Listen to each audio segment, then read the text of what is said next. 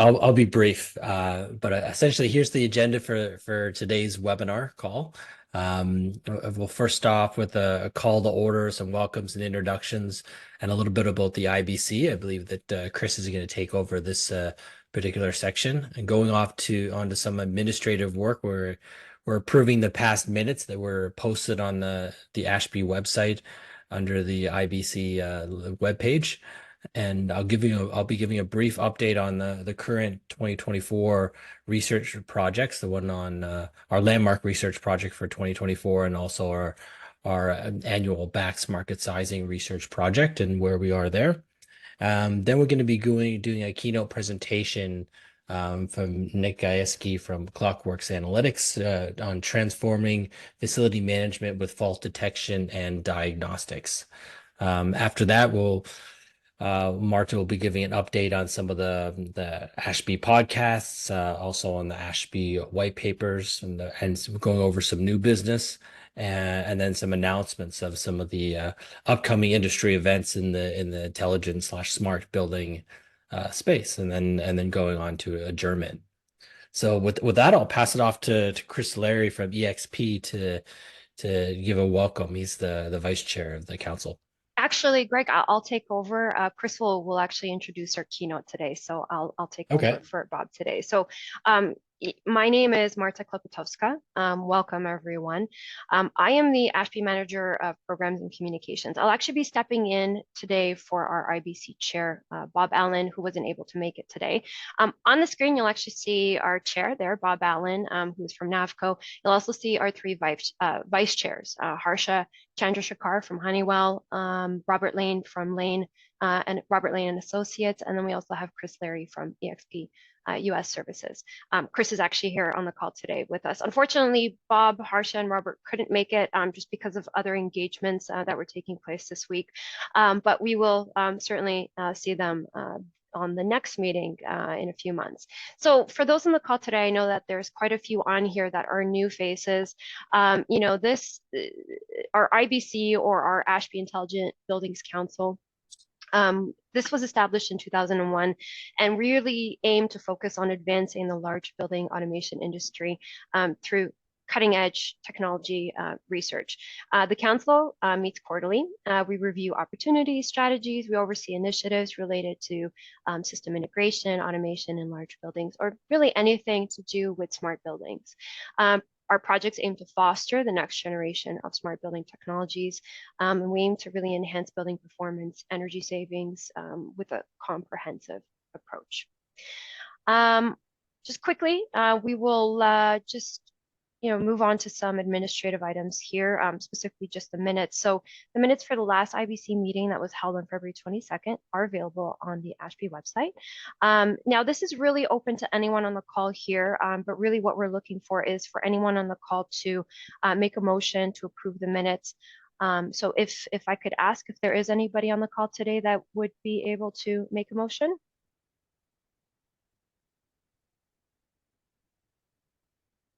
Motion to approve. And your name, please. Cameron Rappaport. Perfect. Excellent. Thank you so much. And then also, do we have a second? Chris Larry will second. Awesome. Thanks so much, Chris. So just real quickly, are there any opposed? All right. Hearing none opposed, the motion passes and the minutes from the last IBC meeting webinar have been approved. I'll pass it over to Greg Walker just to go over some of the ASHB research that currently is taking place. All right, thanks a lot, Marta. So we're for 2024, we're continuing on our tradition of doing landmark research projects for the intelligent building sector, and we recently started up this research project. There's still opportunity to get involved. We have 16 funders so far, and what it involves it's really crowdfunding of research projects where people chip in funds and also some time on the steering committee to shape the research project and make sure they get what they want in the research itself. And we started off with an RFP. We sent this out, and the initial funders selected Harbor Research to conduct this research project for for 2024. It's a series of they decided on a series of 6 reports that are released throughout the year. The first one is really an annual building operator survey where we're looking at 300 commercial building owners and operators throughout Canada and the US. Looking at some key topics, doing some industry interviews from subject matter experts, looking at trends, what they're like to see in the intelligent building space, get their thought and take on the market. There'll be another 3 reports on released in a quarterly basis on a quarterly sort of market and technology tracking report, looking at some sort of some funds with funding of some of the projects, see key collaborations, key industry news, things like that, some market trends and analysis, and some policy regulations, things like that throughout the year. And we're doing three different reports every quarter. And then it'll look at 2 configured research projects, which is essentially 2 more specific research projects that are selected by the steering committee. So this year they selected data analytics and predictive maintenance, dedicating 100 analyst hours into that particular section of the report. And then they're also dedicate 100 analyst hours on the other topic, which is buildings as a service models. So as a service in smart building space. So if you're interested, there's still opportunity to get involved. You can just get the research. It costs $5,000, and if you want to be on the steering committee, it's and get an additional webinar for just your organization and to shape some of the research, it's $10,000, and it's about an $80,000 worth of research that's shared only amongst the funders of the group. If you go to the next slide, so this one is an annual sort of an invitation only research project. So I'll be brief on this one, where we're working with a lot of the key controllers, companies in the space, and we're doing an annual BACS, Building Automation Control Systems market sizing research project focused on North America. So it looks at some software, some supervisory software, some analytic software, energy and BMS system software, hardware, some like with BACS, and also some controls, including building controls, group controls, things like that. So it's companies are chipping in, providing data, and we're basically aggregating that data and providing anonymized aggregate data to the group, so everyone has an idea of where the market share is in the space. So this one's done through BISRIA. It's a 5-year research project that we're in the middle of, and so this is more of an information only sort of session, because it's an invitation only particular research project. So if you have any questions about the research, if you want to get involved in particularly the landmark research project, feel free to reach out to Marta or myself, and we can set up a call and go over it in a little bit more detail, and even set up a call with the Harbor folks if you want to have any specific questions about the progress of the research thus far. But we're looking to complete them in 2024, and they've just started right now. So with that, I'll pass it back off to I think Chris to give an introduction to our keynote speaker. Thanks, Greg. Yeah, we're going to get right into our presentation, Transforming Facility Manager Fault Detection and Diagnostics. I'll introduce Nick. Nick Gayeski is the co-CIO and co-founder of Clockworks Analytics. He has been molding Clockworks for almost 15 years. Nick will be outlining how Clockworks fault detection and diagnostics can improve your operational efficiency with its software. Nick has a PhD in building technology from MIT. And without further ado, let's welcome Nick. Nick? Thanks, Chris. Hi, everyone. I am going to share my own screen, and then we can get started. So before I jump right in, let me just, Marta, could you confirm you can see that? Yes, looks good. Great. So hi, everybody. As Chris said, I'm Nick Gayeski with Clockworks Analytics. I am the co-founder and co-CEO of Clockworks. Been growing the business for quite a long time now. I looked at the attendee list. There are a lot of folks there that I recognize, so thank you for taking time out of your day to join the IBC call and also listen in on what I have to say. Excited to talk to you about a topic I'm very passionate about, which is transforming facilities management and facilities maintenance with FDD. So first, a little bit about who we are. Clockworks Analytics is a company whose goal is to make a massive positive impact in the built environment by empowering facilities teams. We've connected over 460,000 pieces of equipment across the world. We're proud to see the action that's driven from that information, from those connected assets. So there's over 45,000 completed tasks and over $50 million saved from work that's been driven from Clockworks. And grateful to our customers and our partners who do that, because they're the ones who really drive the results. So I want to start with some of the industry trends that motivate us to do what we do. I'm sure many of you are familiar with them, but it's good to set the context.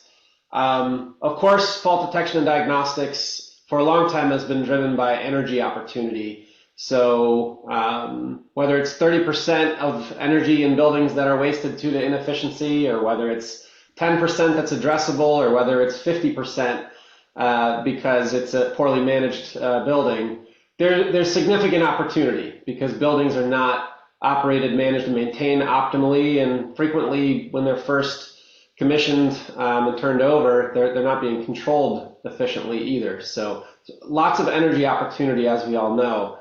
But there are many other reasons why fault detection, diagnostics, and analytics are having a major impact in the built environment. So I want to start with assets and asset life.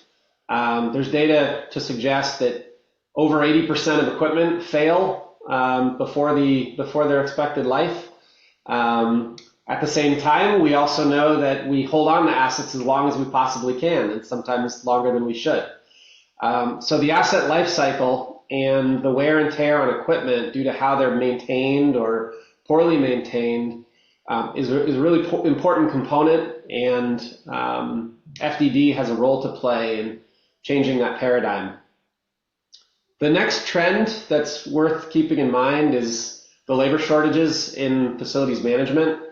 The Bureau of Labor Statistics data shows that there's a shortage that will grow over the coming years, maybe as high as 100,000 HVAC technician jobs that will not be filled over the next 5 years.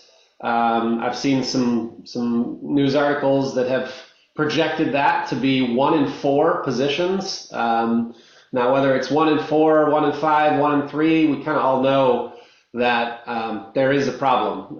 We don't have enough HVAC techs and building automation techs to do all of what we need to do to manage and maintain HVAC and building automation systems in buildings.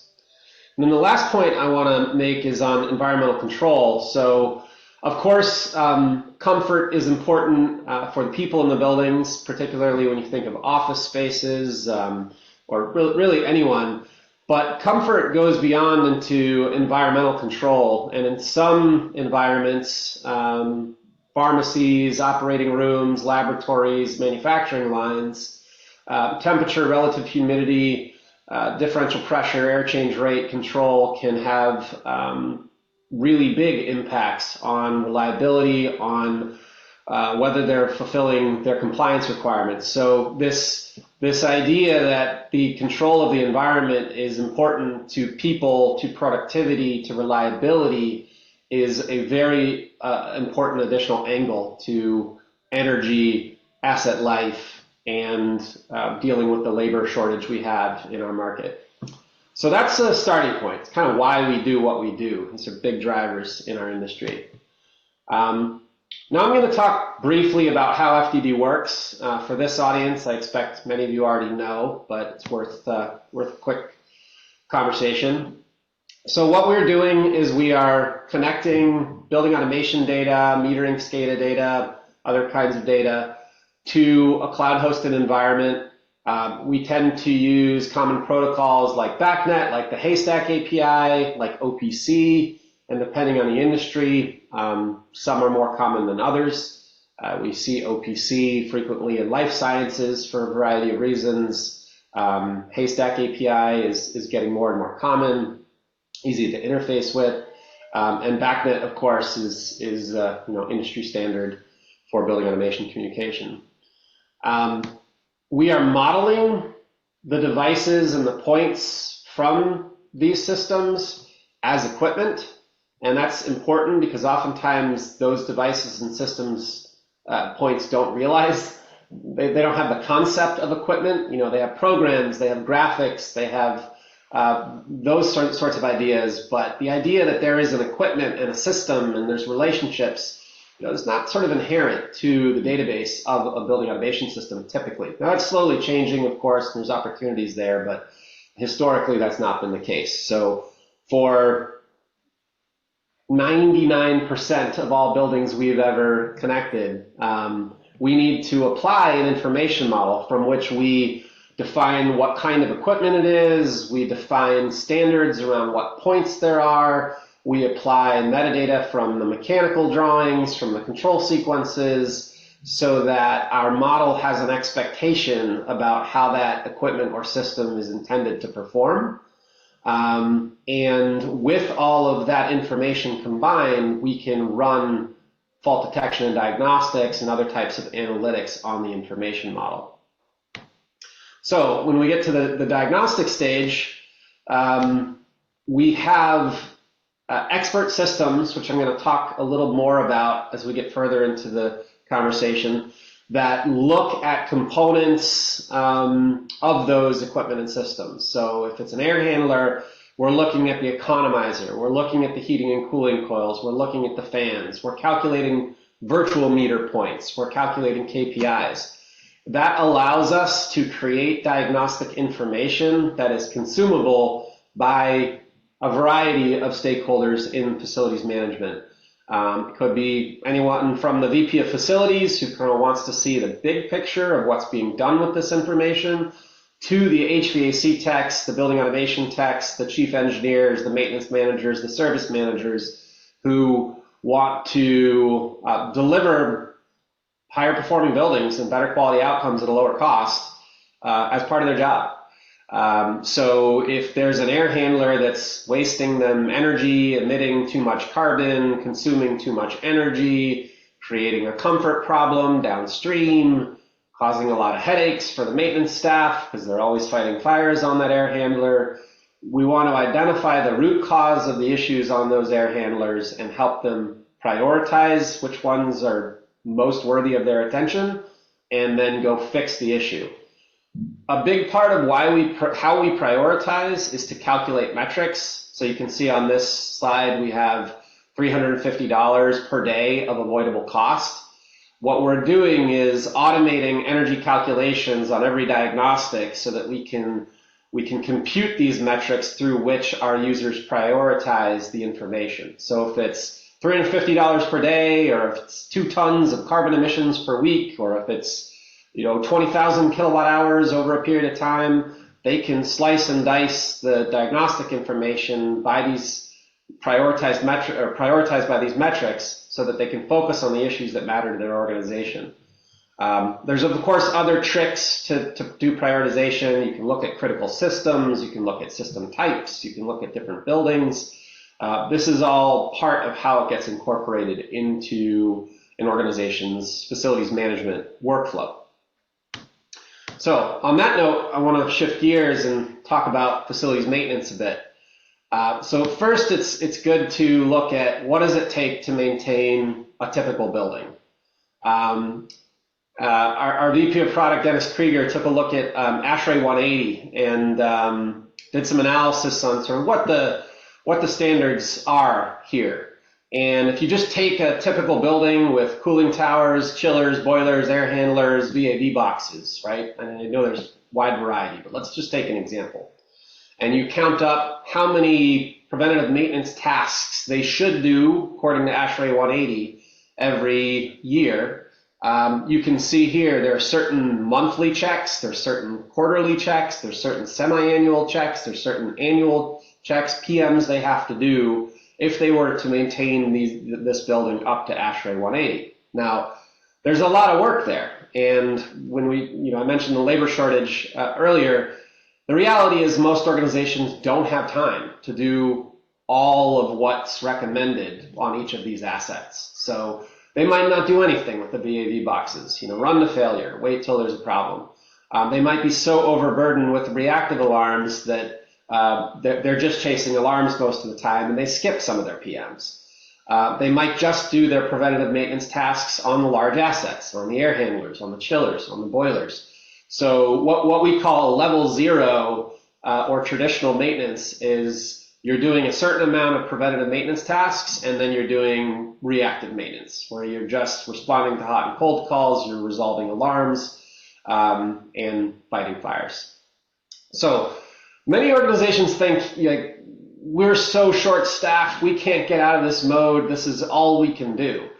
And I think that is sort of missing the point of where the industry is going and the way technology can help us with all of these problems. And I'm grateful that many organizations across our industry understand that and are seeing that opportunity and taking advantage of it to bring fault detection and diagnostics into their facilities management strategy and build on it. So let's talk about that for a minute. If you deploy fault detection and diagnostics in a building, instead of being required to do 955 sort of checklists per year, you can start with thousands of checks every day on every asset.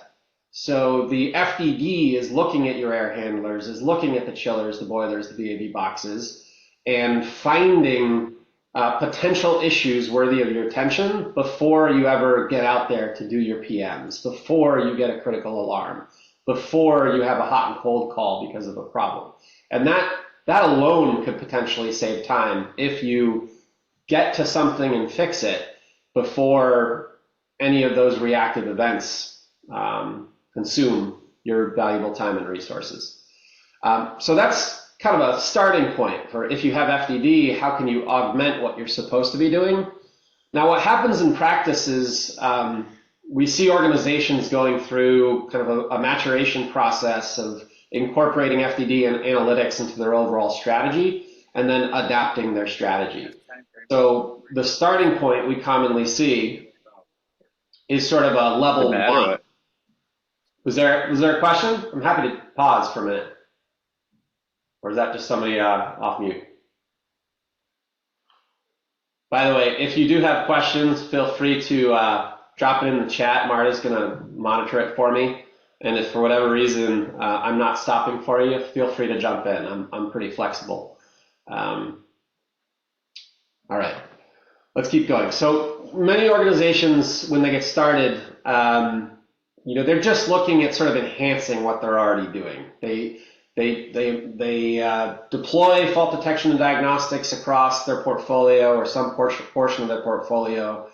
They're not really in it deep enough to make strategic changes to the way they're doing facilities management, but they can still drive impact through the FDD findings. So even if they just find the top 5 issues that FDD is identifying for them and go address those, the potential for impact on energy savings, on cost savings, on carbon savings is big. And I think this is where FDD started in our industry.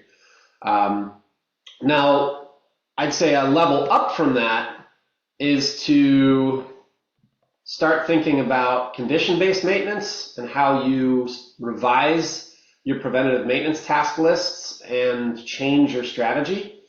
You could reduce the number of PMs that you have to do. You could also start doing PMs that you weren't doing before, let's say on fan coil units or zones, because you didn't have enough resources. But by creating a process, a condition-based maintenance type process around small equipment or non-critical equipment, You can introduce a maintenance strategy that was sort of lacking due to lack of resources. On major assets, you can focus your attention on more important issues. So when you do spend the time to go physically do or virtually through the BAS do a set of preventative maintenance tasks, keep them to high value tasks. Anything that's inspect and check, anything that's confirm the heating and control sequence is working, FDD is doing that for you every day. So there are things you don't have to do anymore because FDD is doing it for you, and you should only look if FDD tells you you should. There are other things that are higher value for a person to do that they should spend their time on. And because of the labor shortage, because of how short-staffed most of the organizations we work with are, that just means the people they have can spend their time on much more valuable tasks, not the rote tasks that many of these PM task lists have in them. And then we get to level 3, which I would say is sort of a comprehensive enterprise-wide strategy. We see large organizations kind of doing everything I described in level 2 or starting to and make those changes, adapting their strategy, while also doing things like centralizing specialized resources. And that could be done through a partner or through their own in-house team. Resources that have a lot of BAS knowledge, that have a lot of HVAC knowledge, that can review diagnostics and dispatch tasks to different parts of their organization, that can kind of quarterback the condition-based maintenance activities while a reduced set, hopefully, of PM tasks are done at the local level. So I see this as kind of the mature process as an organization really gets FDD deployed across their whole portfolio. So before I switch gears into sort of an AI conversation, I'll just summarize why organizations are doing this or why we think organizations should really do this. So on the energy saving side, which has been a driver from the beginning, there have been some good research activities we've connected our clients to, and they've submitted their data to understand what the potential impacts are or what the impacts have been measured to be. The Smart Energy Analytics campaign led by Berkeley Lab was one of those, pretty deep. They collected a lot of data, and the year 1, year 2, year 3, I think are median energy savings using FDD, and you can see it grows over time. Now, year 4 and year 5 data, they probably had the least data for. Year 1, 2, 3, they probably had the most. So for those looking at this, you can read the report and understand what it means. But the point is, there's substantial energy savings that is achievable and consistently achieved, on median achieved, by driving action through FDD to capture energy savings. The second data point is better reliability. So this comes from an O&M best practices report that Pacific Northwest National Lab put out. And it's really about predictive maintenance and reliability-centric maintenance, and condition-based maintenance, and FDD has a role to play in that. But through the adoption of those sort of more proactive maintenance strategies, you can eliminate breakdowns, you can reduce downtime, you can increase overall productivity. And we definitely see this with our manufacturing clients, our life sciences and pharma clients. In many respects, this is more valuable than any energy savings that they're going to achieve. Because if they have downtime in a pharmacy because they're not meeting USP 800 requirements, or they have compliance or deviations in a GMP manufacturing process, those are big business impacts, much more than their energy spend. So the next one is extended asset life. So I think there's conventional wisdom, some data to support this. There's a very old study by the National Research Council on stewardship of federal facilities. But this graphic is sort of a good illustration of it. What you should look at there is when assets are poorly maintained, they lose life. And the 80% of equipment failing for non-age related reasons that I presented at the beginning, that's that. most equipment fail earlier than they could because they're not maintained well for a variety of reasons. Deferred maintenance, lack of staff, so on and so forth. If you are proactively maintaining assets using condition-based maintenance, predictive maintenance, modern strategies, you could actually extend the life of an asset. So is that 20%? Is that 10%? Is that 40%? Not sure exactly, but any extension of an asset life has a big impact in capital asset costs and renewal costs when you're going to retrofit a building. Of course, you want to make sure that the assets are still working efficiently, and if there's a good business case to swap out assets, by all means. But I think there's opportunity for extended asset life, less embedded carbon, less embedded energy, greater impact through good maintenance strategy and the use of FDD there. Nick, I think we have someone with their hand up. We have Wayne. Wayne, did you want to ask a question? Yeah. Thank you. Before we leave this slide, Nick, this is Wayne Stoppelmore. I have a question on that energy savings, the 6, 9, 13 up to 27. Is that a cumulative, or is that per year by the time we get to the 5th year? I believe that it's based on their annual energy. So in year 1, they got up to 6% annual energy savings. Year 2, they got up to 9. Year 3, they got up to 13. So persistence is important there too. They want to persist to 6, then get up to 9, then get up to 13. I believe that's how that data works. But okay, so that data came from Berkeley, from Jessica's group. That's correct. Yeah, I'll go back and look at that report. I assume I have that same. I have a report from her. So okay, thank you. Yeah, that's right. That's the Smart Energy Analytics Campaign final report, I believe. That campaign, and there's one that's called Business Case for FDD or something like that. Is that the one? Maybe. There's probably a few that's fine. We'll talk versions later. of it. Yeah. Great, thank you. Yeah. Thanks, Wayne. And more questions, welcome. And Marta, thanks for stepping in.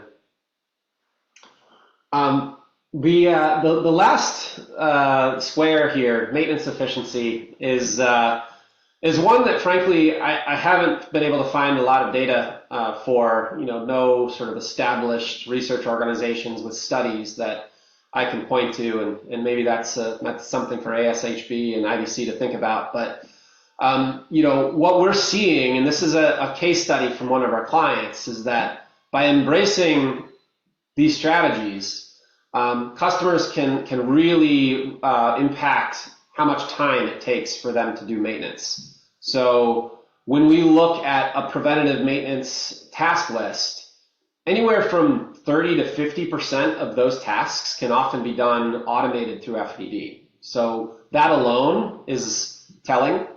The 50% number that's on here is from this particular case. It was maintaining a medical office building in a healthcare portfolio, which is something that we're seeking to expand with them. And it was changing what PMs they do and leveraging FDD to take the role of PMs. So 50% of those PMs were able to be sort of automated. It led to 40% labor hour savings. So they spent 40% less time doing their PMs. And they were doing no PMs on zones. And so that's what we mean by PM tasks eliminated. They were supposed to do them by their own standard. They wanted to do them, but they just didn't have the resources to do them. So now the requirement to do them is removed, and a process around condition-based maintenance for them is being defined. So that's the type of opportunity we see in reducing maintenance labor time by adopting FDD into facilities management. And I would love to see some reports quantifying these benefits over time. I have a feeling that the available data from clients that are that mature in adopting FDD and condition-based maintenance and reliability-centric maintenance will be the barrier for now. But we're going to keep working on this and building up those data sets so people can see. All right. And Nick, we have a question from Mandy Amrani asking, are these estimated efficiencies per building or per overall portfolio? Yeah, so the maintenance efficiency bubble was specifically from a case study. So I don't want to pretend that I can extrapolate them everywhere. I think that it's going to vary by segment, it's going to vary by building, it's going to vary by asset. So that's part of the challenge of not having a sort of a reputable research organization that I'm aware of that has really documented these type of benefits. So that one is really us sharing observation from a case study that we have with the client. Hopefully that answers your question. Okay. In the little time we have left, I just want to talk about AI for a second, right? Where AI is everywhere, and I credit this image to Copilot by DALL-E 3. Of course, it's fun to make images in Copilot or other tools, and this kind of captures the feeling about what people think AI is, should be, is going to be, and I just think it's funny that AI can generate this image. So. Gartner published an AI hype cycle in 2023. I'm not going to walk through this, but the point is AI is going through a major hype cycle right now, generative AI in particular, and LLMs. And I want to focus on a few things on this hype cycle that are relevant to us and to FDD, and add one thing to it. So the thing I'm adding to it is expert systems, and I'm sure, cause a lot of debate, is expert systems AI or not? Honestly, I don't really care. But the AI definition broadly, going back to the 80s and 70s, would include expert systems in it. They're just not fun and exciting. They're not deep learning. They're not machine learning. But they've kind of reached their plateau of productivity. If you look out at lots of products, expert systems are used broadly and still have a lot of impact and potential for value. So expert systems is a core piece of what we do. That's how our diagnostics work. We're not really programming rules site by site or looking at assets differently. We're building out expert systems that understand air handlers and air handler systems. We're building out chiller plant expert systems that look at different types of chillers and heating plants. And that allows us to handle a lot of different configurations and variations and engineering norms that vary by industry, by geography, by engineering firm. So expert systems is valuable, even though it's not hyped. Data labeling and annotation is on their curve. It's reaching the plateau of productivity, and I just want to point out how important that is. Data labeling and annotation, if you ask Copilot to define it for you. It's putting tags on things like images so that AI can learn from those tags and use them to generate new things. Now, in buildings, we all know there has not been a standard ontology that's been applied to every building in the past. So we have all these buildings out there that have different naming conventions for devices, for points, different programming practices, and so forth. And what we've been doing for the last 14 years by connecting assets is data labeling and annotation so that we can start leveraging that data set for inference and for AI. So data labeling and annotation has been really important, will continue to be important, but now that it's reaching critical mass, AI can start to take over and use that information to speed things up and create more value. Cloud AI services is sort of ramping up to the plateau of productivity. We are on Microsoft Azure. We use Azure OpenAI extensively, so that's an example of what they mean by that. Generative AI at the peak.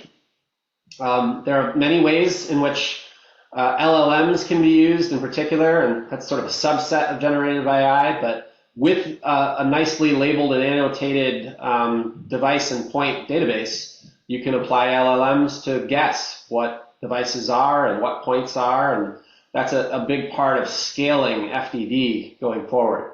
And then the last one I want to call out is machine learning. So it's not really on their list, but it sort of encompasses many different things on the list. And machine learning is still just fundamental and valuable for where we're going. So this is just a tree of different machine learning strategies. A lot of what applies for FDD or for really modeling buildings is classification and supervised learning. So again, supervised learning requires pre-labeled training data sets, which is where the data labeling and annotation, all the tagging everyone is doing, comes in. So that years of data labeling and annotation is what's allowing everyone, us included, to apply tools like Roberta and other LLMs or convolutional neural networks to sort through which points are valuable, which devices are valuable, what types of points are they.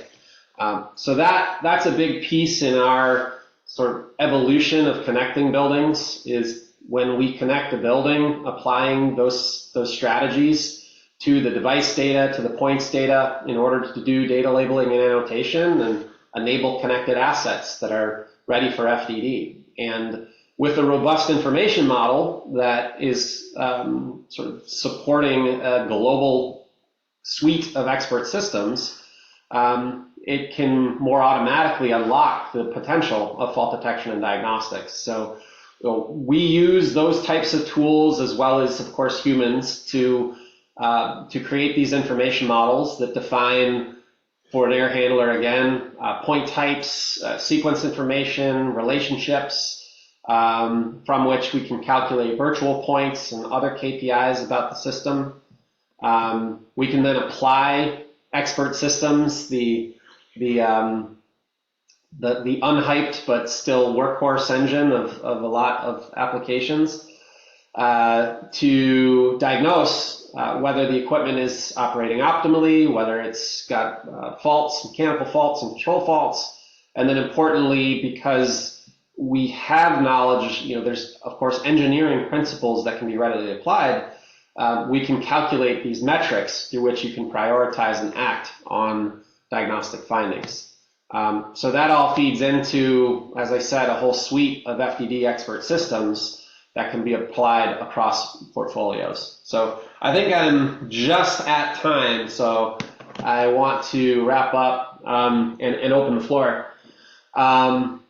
In short, I think the main point I want you to take away from here is that fault detection and diagnostics is really transformative to the way facilities management is being done and will be done in the future. I think we should all expect that the majority of assets across buildings will be connected to analytics tools, data visualization tools. But importantly, what we have to work on over the coming years is how that information gets integrated into facilities management practice. So the preventative maintenance task lists, how does it relate to alarm management? Can we automatically fix many of the faults that are identified? And how does that force us to evolve and adapt our facilities management strategies and facility management organizations? So with that, I'm going to pause and open it up for questions. Thanks.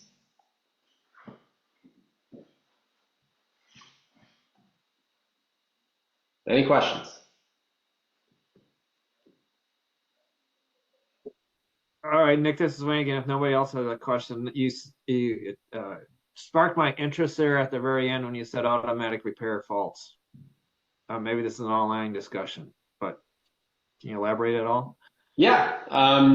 So we've built tools to automatically fix certain types of faults. I would also comment that in our parlance, faults could also mean optimizations. So can you automatically put in place better control sequences by having your FDD application communicate to your control system to make those changes? This is something we are working with very carefully. We have some clients for whom they have a lot of risk associated with this. And then we have other clients for whom this could solve other problems, labor shortage problems, knowledge gaps, and how to program the VMS, and various other issues. So I'd say that area is still emerging, and there's nuances by segment that we are sensitive to as we think about it for the future. I have a question. Thanks, Wayne. Great. Thank you, Nick. Let's talk later. Sounds good. All right. Mandy, go ahead. I think you were jumping in. Thank you so much. First of all, great presentation. So there are many FDD tools on the market. Not so many, but there are a few. For us as an owner, when we want to pick and select the best tools, to your recommendation, what criteria should be considered to select the tools? And then for educational purposes, is there any reference that provide these type of comparison for us? Got it. Of course I'm biased because I'm an FDD vendor. We're the best and you should just talk to us. No. I think that, in all seriousness, you should understand what you're trying to accomplish as an organization. Why do you need it? Why are you thinking about it? What are you trying to solve by looking at FDD as an application? So is it energy and cost savings? Is it maintenance efficiency because you have a deferred maintenance backlog and not enough maintenance staff? Is it reliability? And have a clear picture of what you are looking for. And then, there are a variety of organizations, the Better Buildings Group from DOE, Nexus Labs, and others who have looked across different available applications and analyzed strengths and weaknesses. So I would encourage you to sort of look at those unbiased resources for feedback. And then in terms of the technology, I think, really think hard about price to value and what you're trying to accomplish. So if you buy an analytics tool that requires a lot of heavy lifting from your own team, and your own team is already really short-staffed already, that's probably not the right tool. If you have to spend if your own organization has to spend a lot of time mapping or programming code that is supposed to turn data into analytical value, that's probably not a good fit for you. Now, there are organizations that prefer to do it that way, and there are use cases that prefer to do it that way. But the majority of organizations we work with don't have the time or the resources to take that approach.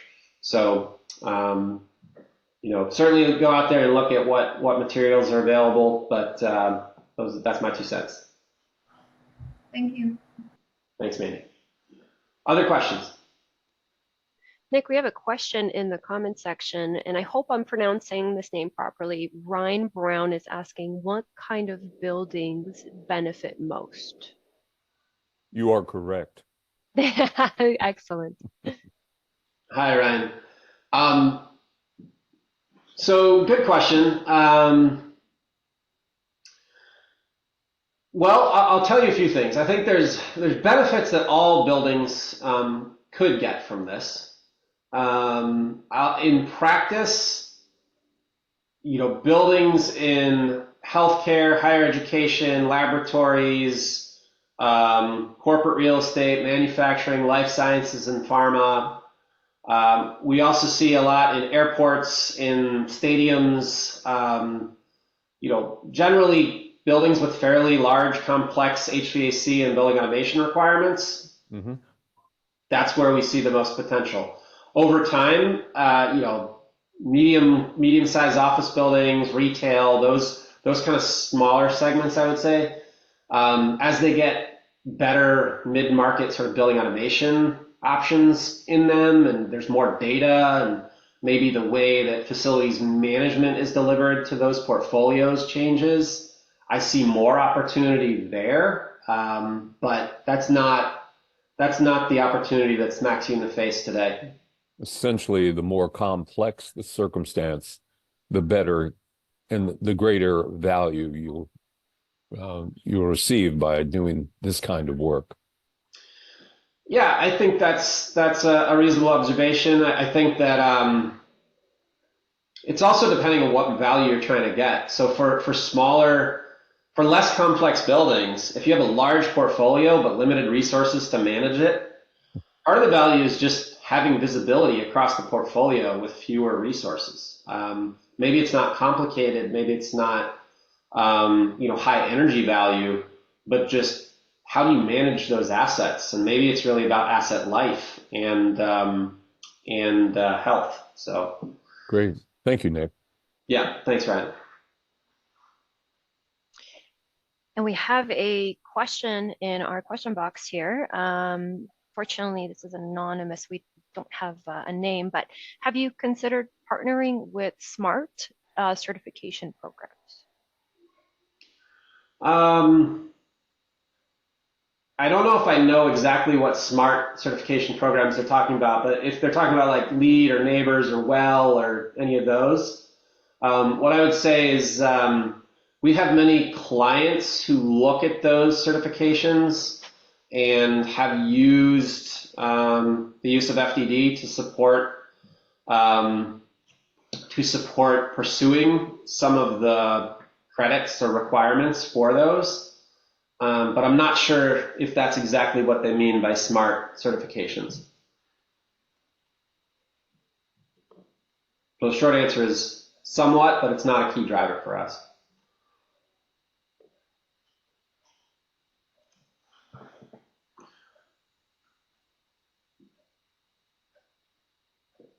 Any other questions?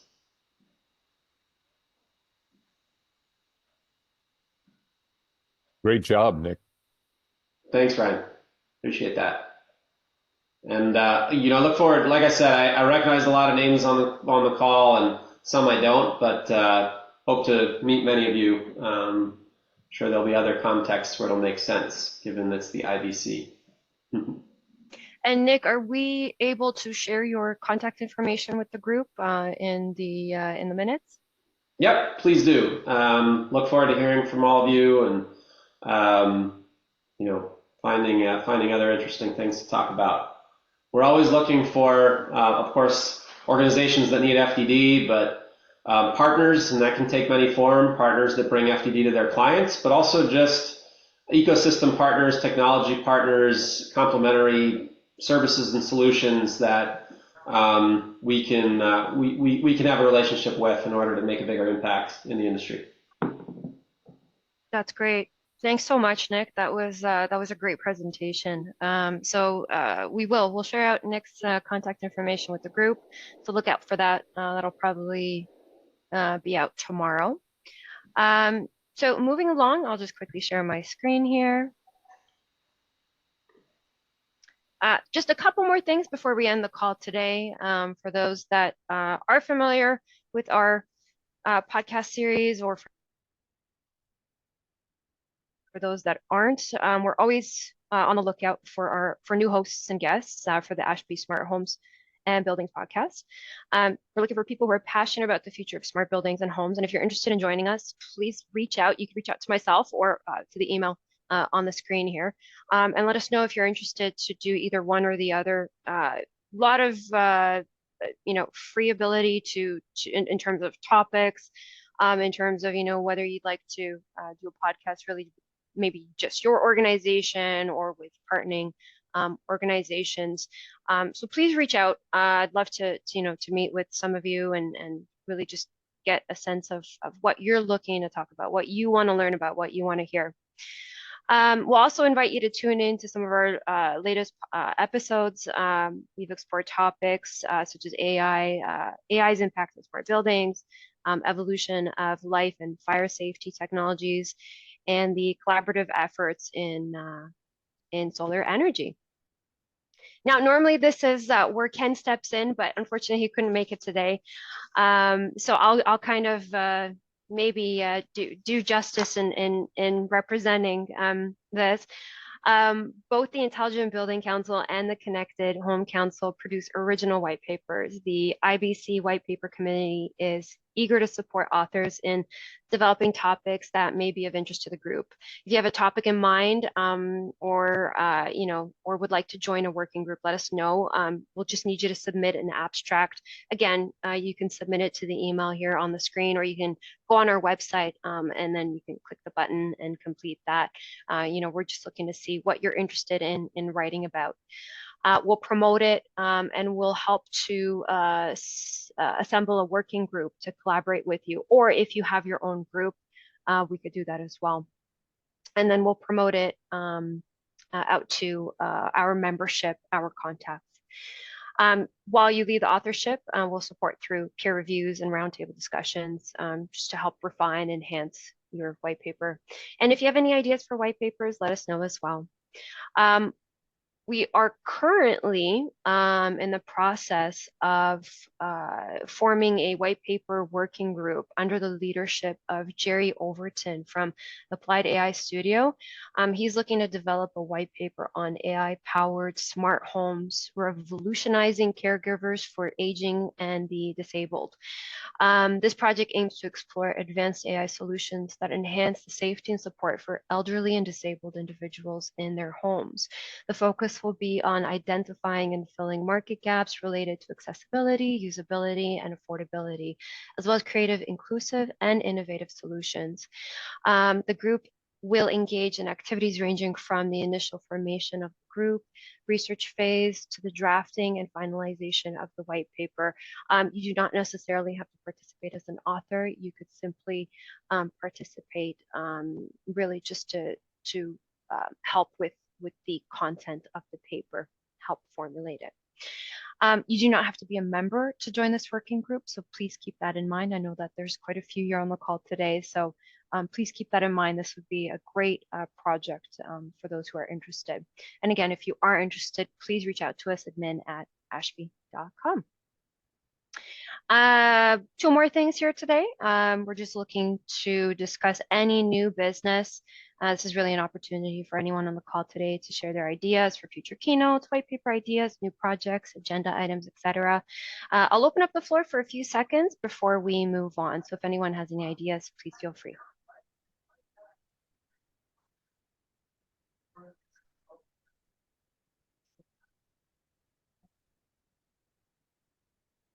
All right, so we will move on to our last agenda item, which is our events. And Greg, if you want to share that.